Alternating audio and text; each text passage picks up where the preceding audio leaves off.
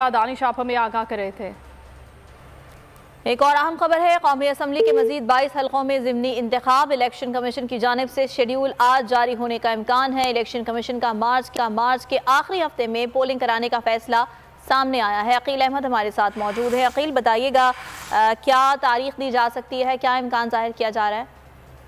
देखिए, बिल्कुल election commission कौमी असम्बली के जो 22 हल्के हैं उन पर ज़िमनी इंतखाबात के लिए जो है वो शेड्यूल की तैयारियां मुकम्मल कर ली गई हैं और मुमकिन तौर पर इलेक्शन कमीशन 22 कौमी असम्बली की नशिस्तों पर आज ज़िमनी इंतखाब का शेड्यूल जारी कर देगा और मार्च के आखिरी जो हफ्ता है उसमें ये इलेक्शन कमीशन दराई का बताना है कि जो है वो ज़िमनी इंतखाबात की तारीख दी जाएगी। इससे कबल इलेक्शन कमीशन 2 फेजेज में जो है वो ज़िमनी इंतखाबात का शेड्यूल जारी कर चुका है। पहले फेज में 33 नशिस्तों पर शेड्यूल जारी किया गया, जबकि दूसरी जो फेज है उसमें 31 नशिस्तों पर इंतखाबात का शेड्यूल जारी किया। अब तीसरे फेज में 22 मजीद नशिस्तों पर ज़िमनी इंतखाबात का शेड्यूल जारी किया जाएगा और ज़राए इलेक्शन कमीशन का ये बताना है कि मार्च के आखिरी हफ्ते की तारीख ज़िमनी इंतखाबात के लिए दी जाएगी। इससे कबल इलेक्शन कमीशन 33 हल्कों में 16 मार्च को इलेक्शन करवाएगा, जबकि 31 हल्कों में 19 मार्च को ज़िमनी इंतखाबात कराए जाएंगे। तो अब जो मजीद 22 नशिस्तों पर ज़िमनी इंतखाब का शेड्यूल आज जारी होने जा रहा है उसमें मुमकिन तौर पर मार्च के आखिरी हफ्ते में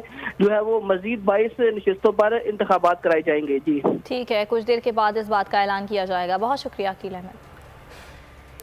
अहम खबर है, वजीर आजम शहबाज शरीफ की ज़ेर सदारत